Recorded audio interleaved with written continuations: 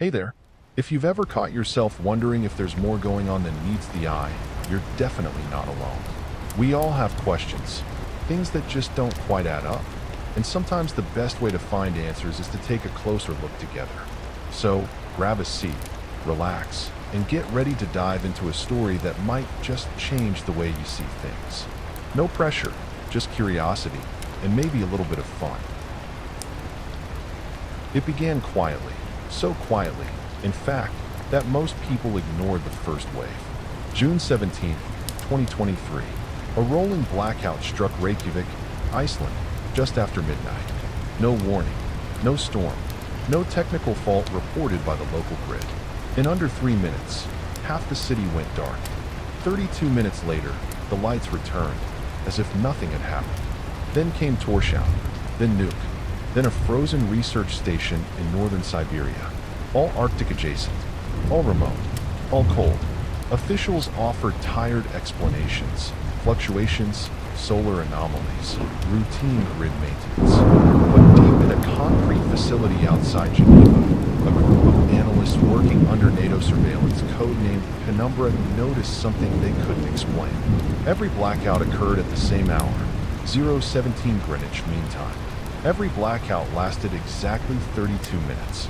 And all of them fell along a perfect circular arc, a radius sweeping the edge of Antarctica.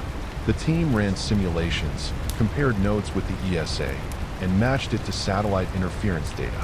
What they found chilled them. The electrical disruptions weren't random. They were emanating from a fixed point, somewhere beneath the Antarctic ice. Coordinates triangulated to a location that didn't officially exist. Grid Sector A11, classified under an obsolete U.S. military program terminated in 1982. The file name? Tesla Resurrection Protocol. There was no information attached, just a single redacted page, one diagram, and 3 words burned into the header in cold, black ink. Energy is eternal. The phrase, energy is eternal, wasn't random. In his final lectures before vanishing from public view in 1943, Nikola Tesla had made strange claims. He spoke of non-local energy fields, limitless wireless transmission, and a planetary coil system that could, in his words, wrap the globe in directed resonance. Most dismissed it as the ramblings of a brilliant mind slipping into obsession. But what if it wasn't? Back in 1982, a Cold War-era research initiative under the Strategic Defense Command, codenamed Project Orpheus, sent classified teams to the Antarctic interior. The cover story was radar tested. The truth was far more obscure. They had intercepted sketches, journals, and fragments of Tesla's missing notebooks, documents seized from a New York City warehouse just hours after his death. Among them, crude blueprints for a device he called the resonant core. It was never built in his lifetime, but someone tried. The U.S. military greenlit the construction of a massive underground structure, part collider, part tower, part transmitter. Its design mirrored Tesla's Wardenclyffe Tower, but scaled for power generation on a planetary level. But after 7 months of operation, the site was abruptly shut down. All personnel were recalled, all data sealed. The project was buried, literally and bureaucratically, under glacial ice and code names. And now, in 2023, something under that ice had come back online. The blackouts weren't accidents. They were a pattern, like a heartbeat. Regular, expanding, each one a test pulse, drawing energy from unknown sources, disrupting the fragile equilibrium of power grids across the northern hemisphere. And no one knew who, or what, was activating it. By July, the blackouts grew bolder. Northern Scotland, the Faroe Islands, parts of northern Canada. Entire regions plunged into darkness for precisely 32 minutes, never more, never less. Always at 017 Greenwich Mean Time. There were no surges, no spikes, just silence. Grid monitoring systems didn't register a failure. Power plants reported no fault. It was as if the electricity was never gone, just borrowed. Then came the anomaly in Kiruna, Sweden. A small observatory there picked up a signal during one of the blackout events.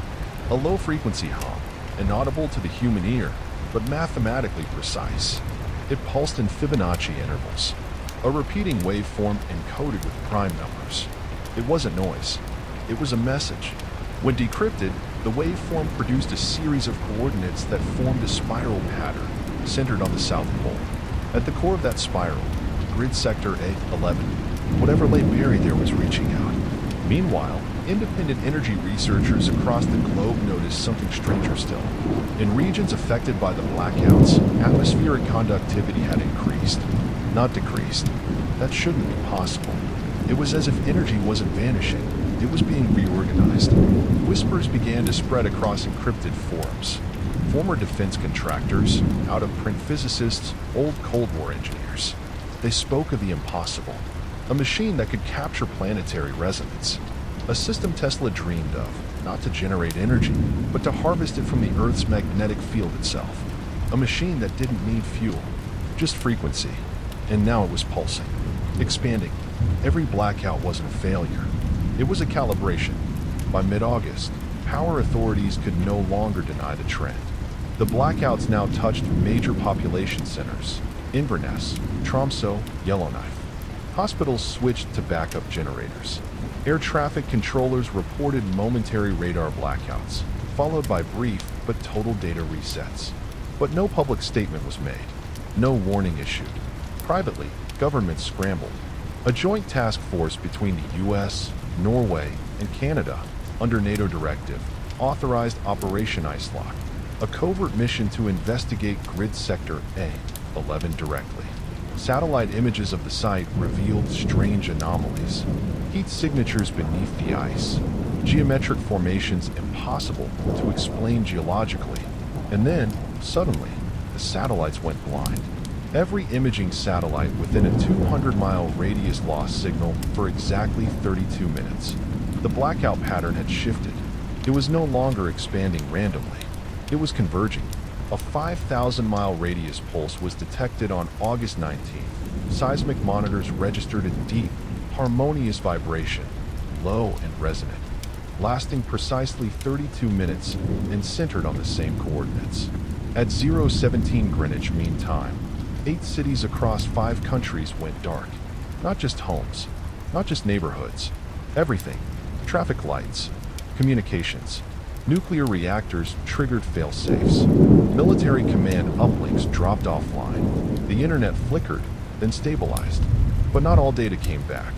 1 hour later, a single message was received by a monitoring station in Alaska.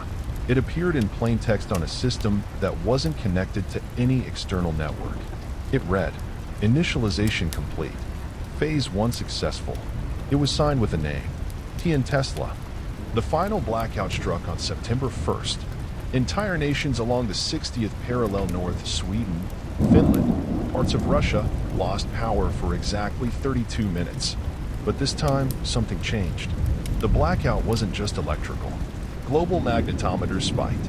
Birds dropped from the sky. Clocks drifted. GPS systems lost sync by several seconds. And deep-sea cables registered a surge not of data, but of current. Raw, pulsing, magnetic current. The Earth itself had been tapped. Satellite footage, recovered days later, showed a faint aurora spiraling up from a single point on the Antarctic surface. A column of green and violet light, faint to the human eye but unmistakable in ultraviolet imaging. No explosion, no quake, just that silent light, and a field of black snow stretching out from it in every direction. Operation Icelock never reported back. The site was declared inaccessible. The last drone footage, transmitted moments before loss of signal, captured something impossible, a tower of obsidian metal, partially exposed from beneath the ice. It matched Tesla's Warden Cliff schematics, down to the copper coil running through its hollow core. There were no doors, no seams, no sign of human construction, just a vibration. Since then, the blackouts have stopped. But power grids still show phantom load shifts, tiny, rhythmic pulses occurring every 86,400 seconds, precisely once per day. Some believe it's nothing. Others, quietly, believe the system is awake. A planetary circuit, hidden for nearly a century, now humming beneath our feet. Not a weapon, not a reactor, a transmitter. And if Tesla's vision was correct, then it's not transmitting to us.